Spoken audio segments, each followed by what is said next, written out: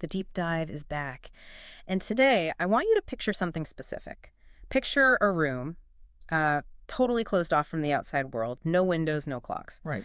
And inside this room, you have a banker, a mechanic, a general, and a poet. Now, in the real world, these people, they don't talk to each other. Their paths would never cross. They exist in completely different stratospheres, socially, economically, everything. Exactly. But in this room, they are all wearing identical white aprons. They call each other brother, and they are running a simulation, a kind of social technology that has been running almost uninterrupted for 300 years. It's a powerful image. And usually when we start talking about this, when we talk about Freemasonry, the conversation it goes off the rails almost immediately. Oh, completely. You get the Dan Brown reflex, Hello? secret treasure maps under churches, lizard people. The Illuminati controlling global interest rates, that whole thing. Right. Or you get the other extreme, the really boring version. It's just a bunch of old men eating, lukewarm green beans and planning a charity pancake breakfast. Precisely. It's either this grand global conspiracy or it's a slightly odd dining club. But the research stack we're digging into today, specifically a really dense document called Masoneria Analisi Complessa e Heterodoxa, is basically asking us to destroy those binaries. Get rid of them entirely. Yeah. It's arguing that Freemasonry isn't a club in any normal sense. It's a complex system. It's an architecture of the invisible.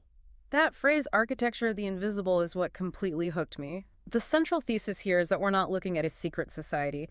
We're looking at what you could call a proto-think tank, or, and I love this one, an analog internet that existed centuries before the digital one. That is probably the best mental model for you to hold on to throughout this. Think of Masonry not as a static group of people, but as a kind of distributed operating system. Okay. It's a machine, a social machine designed to process trust, to process capital, and to move ideas across borders, using tools that, well, they look like magic or folklore from the outside, but are actually just applied sociology and cognitive science. So our mission today, then, is to basically pop the hood on this machine. We're going to look at the source code, if you will, of the ritual. The network topology of the lodges. And we even have to look at the bugs, the vulnerabilities in the system that cause it to crash, sometimes catastrophically. Things like the P2 scandal in Italy. And to do that, we have to challenge the timeline right from the start. Because if you do a quick search online, when did Freemasonry start, you get a very, very specific date. June 24th, 1717. The Goose and Gridiron Alehouse in London. Sounds very specific, very official. It sounds like the birth certificate. Yeah. And our source material says, ignore that date. Just push it to the side. That is just the corporate filing. That's the day the paperwork was submitted to create the first Grand Lodge. It's an admin day. It's an administrative milestone. It's not the invention of the technology. If you really want to understand what this system is and where it comes from, you have to go back further. You have to go back to the late Renaissance, and you have to go to Scotland. This was the first major aha moment for me in the material. I, like most people I think, assumed it was a quintessentially English thing, stiff upper lip, very formal. But the real operating system, the core code, is Scottish. It's deeply Scottish. And historians, people like David Stevenson, have meticulously mapped this out. To really get why, you have to understand this fundamental split between what they call operative and speculative masonry. Okay, let's define those terms because they're critical. Operative Masons are the guys who actually get their hands dirty. Correct. They are the ones with the calluses. They cut stone. They built the great cathedrals, the abbeys, the castles, the defensive walls. They had a functioning trade guild to protect their professional secrets. Practical geometry, structural engineering, things that gave them competitive advantage. That's operative. So speculative Masons are the opposite. The opposite. These are gentlemen. They're aristocrats, philosophers, early scientists, men who, frankly, wouldn't know which end of a chisel to hold. They were thinkers, not builders. So here's the central mystery then. Late 1500s, Scotland. Why on earth are these nobles and intellectuals clamoring to get into a dusty lodge with a bunch of stonecutters? It seems like a total violation of the rigid class structure of the time. It absolutely was. But it was a consensual violation, and that's the key. It was a gradual process of what the source calls cultural osmosis. And the gentlemen, they weren't joining to learn how to mix mortar or build an archway. No. They were joining to get the masonry word. The password, the secret handshake. On one level, yes. Yeah. But it was so much more than just a password to get into a room. You really have to put yourself in the headspace of the Renaissance intellectual. Architecture wasn't just about shelter back then. It was philosophy. It was cosmology. It was viewed as a physical reflection of the divine mind. The proportions of a cathedral were thought to mirror the proportions of the cosmos. So if you knew the secrets of building of applied geometry, you believed you held the keys to understanding the secrets of the universe itself. This connects directly to the whole art of memory concept, doesn't it? The idea of a memory palace. Exactly. People like Giordano Bruno, they were obsessed with mnemonics. They believed that by arranging knowledge spatially, by imagining a vast building in your mind and placing different facts and ideas in different rooms, you could unlock a kind of superhuman intelligence. And they looked at the Masons. They looked at the Masons and thought, these guys are the absolute masters of spatial order. Their entire lives are about proportion and structure. They must have the keys to this hermetic universe we're all searching for. So they essentially gentrified the trade union. That is a very cynical but probably very accurate way of putting it. They came for the intellectual property, the symbolic framework, not for the manual labor. And this fusion, this osmosis, it sets the stage perfectly for the massive software update that happens in the early 1600s. The Rosicrucian infusion. This is where it gets really strange and really interesting. We're talking about the manifestos, the Fama Fraternitatis. 1614, a pamphlet, a manifesto, just drops, seemingly out of nowhere across Europe. It announces the existence of a Rosicrucian brotherhood, an invisible college of hidden sages who possessed all the lost knowledge of the ancient world and were working in secret toward a universal reformation of society, science, and religion. Sounds amazing, but there's a catch, right? Nobody could actually find them. Nobody. It was almost certainly a literary fiction, maybe a very elaborate intellectual prank or an allegory. But the idea of it went viral. It created this huge market demand. All the intellectuals of Europe were desperate to find these invisible sages. And since they couldn't find the actual, probably non-existent Rosicrucians, They looked at the Masonic lodges, which were already secretive, already mixing practical symbolism with philosophical discussion, already admitting these speculative members. And they said, aha, this must be it. This is the outer shell for the secret Rosicrucian Corps. so the lodges became the physical hardware, and this new Rosicrucian mysticism became the software that ran on it. And that symbiosis is absolutely crucial to understanding Masonry's longevity. It created a bridge between two worlds that were drifting apart. Right. On one side, you have the coming Enlightenment, pure rationality, science, logic, proto-democracy. And on the other? On the other, you have this deep, mystical, alchemical, irrational worldview, hermeticism, spiritual alchemy, the search for hidden knowledge.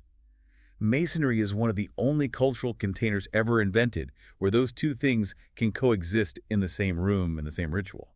Which explains why it's so resilient. It can appeal to the hyper-rational engineer and the mystical poet at the same time. It speaks to both sides of the brain. Okay, so that's the philosophical origin. But a weird Scottish intellectual guild doesn't become a global empire by accident. There has to be a political engine driving that expansion. And that engine was, without a doubt, the Jacobites. The supporters of the exiled Stuart Dynasty, King James II? Yes. In 1688, you have the glorious revolution in England. The Protestant William of Orange is invited to take the throne, and the Catholic Stuart king, James II, is forced to flee. He establishes an exile court in France at Saint-Germain-en-Laye. And a lot of his noble supporters, many of them Scottish and already Masons, go with him. They go with him, and they take the Masonic network with them. But now, in exile, the secret of the lodge takes on a brand new, very practical function. It's not just about philosophy and geometry anymore. It's about political survival. It becomes aspiring. It's the perfect infrastructure for a covert political network. Think about it. If you're a Jacobite agent traveling from the court in France back to Scotland or England on a secret mission, how do you verify your contacts? How do you know who to trust? You use the signs and passwords. Exactly. The lodge becomes a safe house, a node in an intelligence network. It's a way to encrypt your identity and guarantee loyalty among a scattered, clandestine group of political exiles. It became incredibly useful. But there was a major branding problem once it got to France, wasn't there? The French nobility were, to put it mildly, snobs. Unbelievable snobs. They weren't going to join a club and call themselves Masons or Maçons in French. That sounds like manual labor. It's working class. It was seen as far too plebeian. So they needed a rebrand, a major narrative pivot to make it palatable for the aristocracy. A complete overhaul of the origin story. And this is where a man named the Chevalier Andrew Michael Ramsay steps onto the stage. The year is 1737. And he gives what's now known as Ramsay's oration. This is one of the most successful and influential marketing stunts in modern history. Yeah. Ramsay gives this grandiloquent speech to a lodge in Paris, and he essentially rewrites Masonic history from the ground up. He completely disconnects Masonry from the humble stonecutter. And connects it to whom? To the Crusader Knights. The Knights Templar. He doesn't use the word Templar explicitly in the surviving text, but the implication was crystal clear to everyone in the room. He suggests the order was founded not by builders, but by warrior monks in the Holy Land. Men who built fortifications with a trowel in one hand and a sword in the other to defend Christendom. That is a massive status upgrade. You go from being a member of a trade guild to being the spiritual successor of an elite order of chivalric knights. It's a game changer, and it accomplished two incredibly important strategic goals for the Jacobite cause. Okay, what are they? First, what the source calls nobilitation. It instantly made Masonry aristocratic and cool. Suddenly, dukes and princes across France were desperate to join this knightly order. It gave it glamour and prestige. And the second goal? Dynastic legitimacy. This is more subtle. The central myth of basic Masonry is the murder of the architect Hiram Ebith, who is often referred to as the widow's son. Ramsay's narrative implicitly linked the exiled Stuart king, also a kind of widow's son, his dynasty having lost the throne, to the martyred Templars who were destroyed by the King of France. So it frames the entire Jacobite political struggle as a holy mission of restoration and revenge. Precisely. It gave their political cause a mystical historical weight it didn't have before. It was absolutely brilliant propaganda. And is this why we have the high degrees today, you know, the Scottish Rite, the 33rd degree, all this stuff that goes beyond the basic first 3 degrees? This is the exact origin. Once you sell the idea that there are hidden knightly secrets that were preserved behind the simple symbolism of the craft degrees, you create an insatiable market for more and more secrets. You've created a business model. A business model for rituals. It unleashed what you could call a Cambrian explosion of new Masonic rites and degrees. Everyone started inventing their own authentic ancient knighthood. You get the Scottish Rite, the rite of strict observance in Germany, and eventually you get characters like the Count Cagliostro. Cagliostro is my favorite character in this entire research stack. He's like the ultimate mystical salesman, a complete showman. He was on another level. He sees this market for esoteric secrets and decides to take it to the extreme. He creates his own brand of Egyptian masonry, and his sales pitch was incredible. He wasn't just selling community or status. Oh no, he was selling immortality. He told Europe's elite that if they were initiated into his Egyptian rite, which involves some very intense and bizarre rituals with fasting and alchemy and I think even some bloodletting, they would physically regenerate their bodies and achieve a state of spiritual perfection. It was mystical marketing at its absolute zenith. Yeah. Pure theater. And people bought it. He became one of the most famous men in Europe for a time. It just shows how powerful this framework was. So we've established the philosophical DNA and the political engine that caused the system to spread. But I want to zoom in on a specific case study of what this system actually does when it's fully operational in a country. The source material focuses very heavily on Italy. And for good reason. Italy is the perfect laboratory. If you want to see an example of Masonry functioning not as a club, but as critical political infrastructure, you have to look at the Risorgimento, the unification of Italy in the 19th century. Because you have to remember, at that time, Italy, as we know it, didn't exist. It was a fragmented collection of kingdoms, duchies, and papal states, often controlled by foreign powers like Austria. Exactly. There were no national political parties. There was no parliament. The press was heavily censored. If you were a patriot who wanted to create a unified, independent Italian nation, where do you meet? How do you organize? You can't do it in public. Doing so would get you arrested or executed. You need a pre-existing network that is cellular, secretive, and resistant to state infiltration. And in Italy, Masonry was the only available infrastructure that fit the bill. And the source points out that it was isomorphic, meaning structurally identical to another secret society, the Carbonaria. The Carbonaria, or the charcoal burners, were essentially the armed wing of the revolution. They were more radical, more focused on direct insurrection. But their internal structure, with secret cells called vendate, was basically a copy of the Masonic lodge system. The two networks overlapped constantly. And the man who bridges these two worlds, the world of ideas and the world of action, was Giuseppe Garibaldi. Garibaldi is the perfect hybrid, the ultimate example of this fusion. He's the man of action, the brilliant guerrilla general leading his red shirts on the battlefield. But he was also a man of thought. He was an ardent Mason, eventually becoming the Grand Master of the Grand Orient of Italy. And he used the lodges for practical purposes. Absolutely. He used the lodge network as a recruitment center for his army, as a fundraising mechanism to buy weapons, and as a crucial diplomatic channel to get political and financial support from Masons in Britain and the United States. So in this specific historical context, the secret society is actually functioning as a proto-state. It's building the scaffolding of the new nation before the nation itself officially exists. That's the perfect way to describe it. But, and this is a part of the source material that really surprised me because you never hear about it, it wasn't all high-minded liberal democracy. There was a very dark, very weird, esoteric underbelly to Italian Masonry. The source calls it the pagan schism. This is the stuff they definitely do not teach you in history class. We're talking about a movement for pagan imperialism. This is a fascinating and deeply strange tangent. In the early 20th century, you have a faction of very serious Italian intellectuals, men like Arturo Regini and Amedeo Rocco Armentano, who are high-ranking Masons. But they came to believe that Masonry had been corrupted.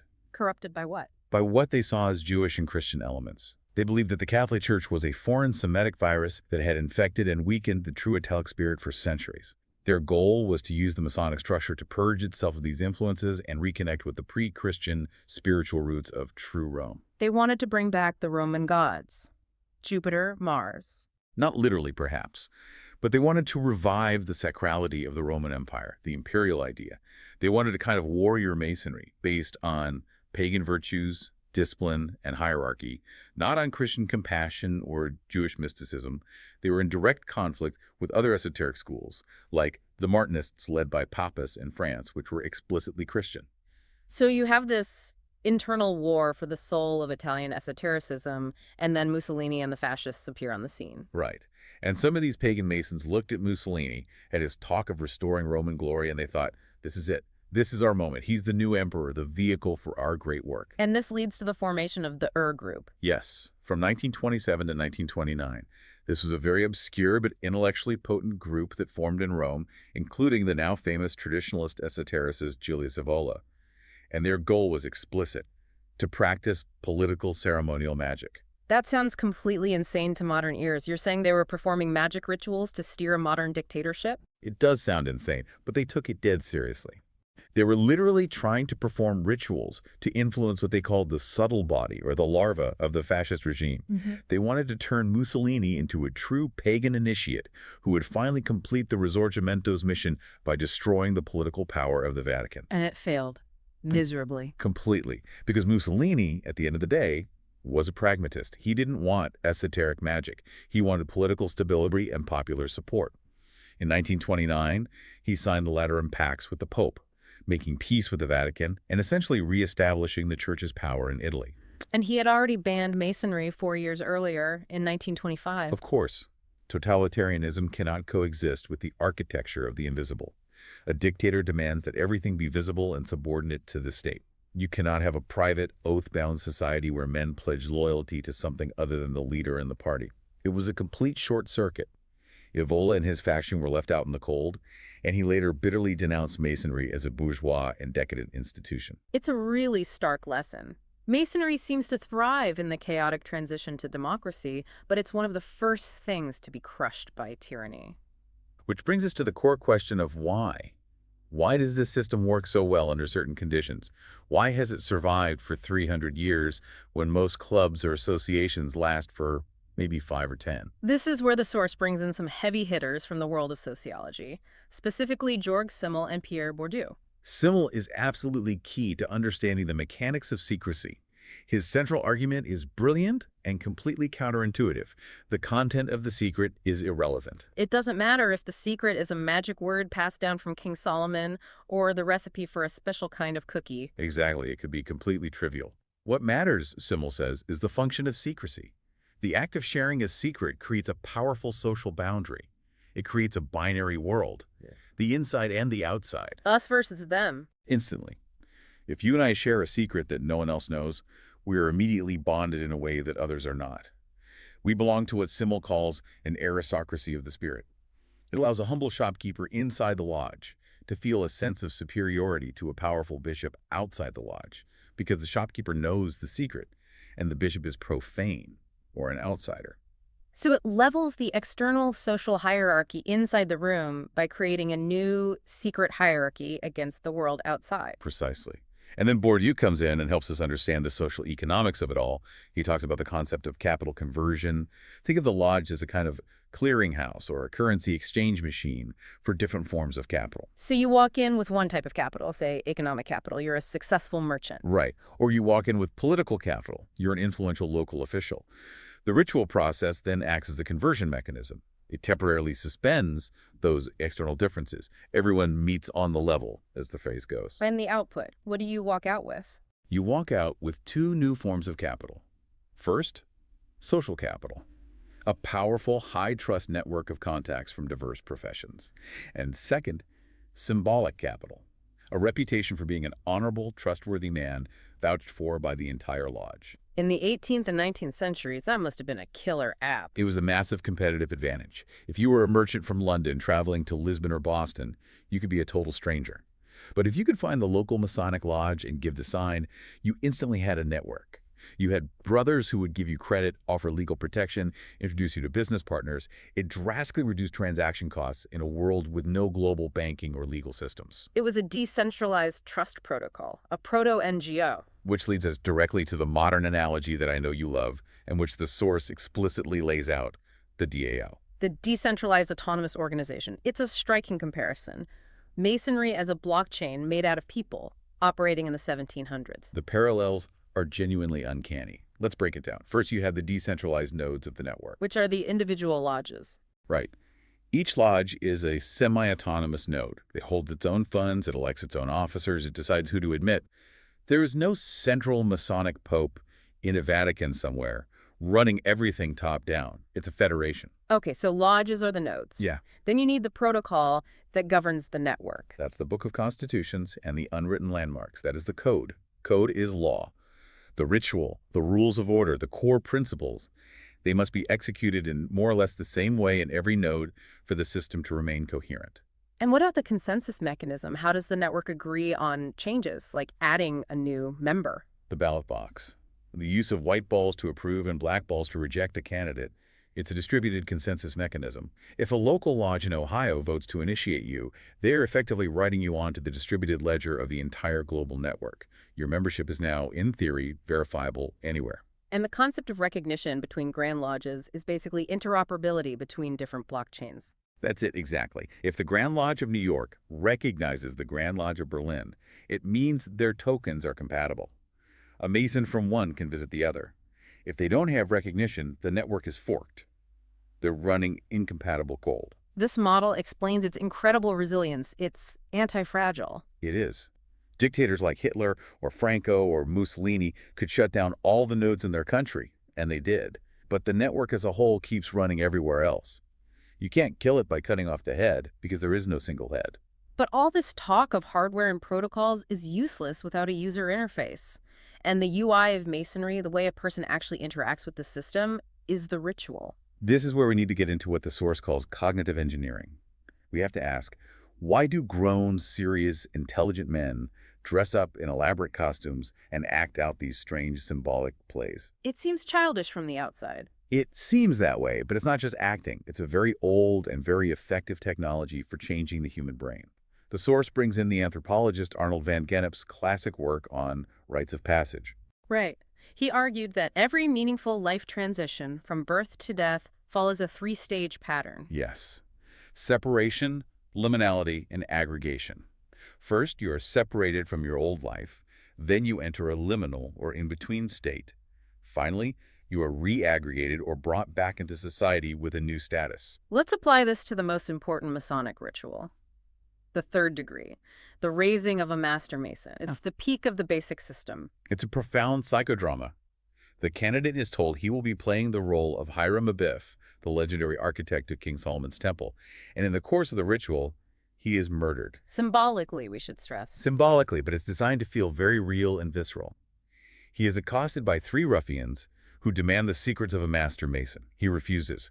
He is struck down, killed, and then often placed in a shroud or representation of a grave. This is the liminal stage at its most intense. He is neither living nor dead. Exactly. And in that moment, his real-world identity as a CEO or a bus driver or a lawyer is dissolved. He is just a corpse in the middle of this ancient story. His ego is annihilated. And then comes the resurrection, the raising. And this is the crucial moral and psychological lesson of the entire system. The master of the lodge tries to raise the candidate from the grave with the grip of an entered apprentice. It fails, the grip slips. He tries with the grip of a fellow craft. It fails again. He can't save himself. His previous levels of knowledge aren't enough. No. Finally, the master declares that he must be raised on the 5 points of fellowship. And this is an intensely physical act. Foot to foot, knee to knee, breast to breast, hand in back, and mouth to ear. It's a full-body embrace, basically. It has to be. He is physically lifted from the ground by the community, embodied in the master. The somatic lesson that is imprinted on his nervous system is, I cannot save myself. I am fallen. I am raised by the brotherhood. It's an incredibly powerful experience of communitas, of shared vulnerability and support. And there's actual neuroscience that explains why this works so well. Oh, absolutely. The research on shared attention and muscular bonding or synchrony is clear. When groups of people move together in sync, speak in unison, and engage in shared ritualized physical touch, their brains release oxytocin, The bonding hormone. the trust hormone. It literally blurs the cognitive boundary between self and other. It creates a powerful in-group bias and a sense of safety and predictability. It's a chemical hack that manufactures trust and brotherhood where none existed just an hour before. There's one other specific element of the initiation I want to highlight because it sounds frankly terrifying. The chamber of reflection. Ah, yes. The sensory deprivation tank of the 18th century. The source describes how, before the initiation even begins, the candidate is locked alone in a small, dark room or a cave. And inside, there's a human skull, a candle, bread, water, symbols of sulfur and salt. And very often the acronym VITRIOL is painted on the wall. It stands for a Latin phrase, Visita interiora terrae rectificando in vidis occultum lapidem. Which means, Visit the interior of the earth, and by rectifying or purifying, you will find the hidden stone, the philosopher's stone. it sounds like something out of a haunted house. What's the cognitive purpose of this? It's designed to deliberately disrupt the brain's default mode network. That's the part of your brain that just hums along in the background, thinking about your to-do list, your emails, your grocery list. By isolating you in the dark with these potent symbols of death and introspection, the ritual unfreezes your habitual cognitive patterns. It breaks you down. Breaks you down so that the initiation ceremony can build you back up with a new identity, a new set of values. In alchemical terms, it's a force negredo experience, a descent into darkness and dissolution before the light of rebirth can occur. So we have this incredibly powerful, distributed psychological system. But like any complex system, it must have vulnerabilities. We have to talk about the pathologies. When the network goes bad, and the source identifies two main types of pathology, the external virus and the internal cancer. The external virus is the paranoia, the conspiracy theories, and the best example in history has to be the Leo Taxil hoax. This story is so wild, so absurd, I sometimes forget that it's real history. We're in the late 1800s in France. The political climate is incredibly tense. The Catholic Church is at war with modernity, science, and republicanism, and they see the Masons as the secret army of the enemy. Enter Leo Taxil. Enter Leo Taxil, whose real name was Gabriel Jogan Pages. He was a known journalist, an anti-clerical rabble-rouser, professional troll, and he decides to pull off the ultimate con. He fakes a dramatic conversion back to Catholicism. And he starts feeding the church exactly what its confirmation bias wants to hear. More than they could have dreamed of. He starts writing these lurid, sensational books claiming that the inner core of Masonry is pure Satanism. He claims they worship a demonic goat-headed idol called Baphomet. He invents a character, a beautiful American woman named Diana Vaughn, who he says was a high priestess of a super-secret Masonic order called the Palladian Rite, and was married to the demon Asmodeus. And the church actually bought this? They didn't just buy it, they promoted it. Hook, line, and sinker. The Pope himself read and approved of his books. Bishops across France praised him as a hero for exposing the devil's work. He kept this incredibly elaborate hoax going for 12 years. And then the grand finale, the reveal. In 1897, he announces a massive press conference in Paris. The hall is packed with journalists and clergy.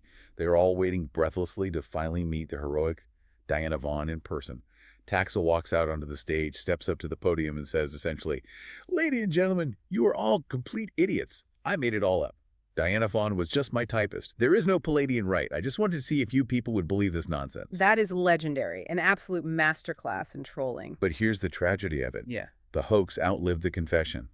The tropes he invented just for the joke. Baphomet and the Lodge, organized Satanism, demonic pacts, they became permanently lodged in the anti-Masonic imagination. People still repeat them as fact today. It proves that some people need to believe in a perfect enemy. So that's the external threat misinformation. But the source argues the internal threat is much, much more dangerous, the internal cancer. The P2 Lodge. Propaganda do.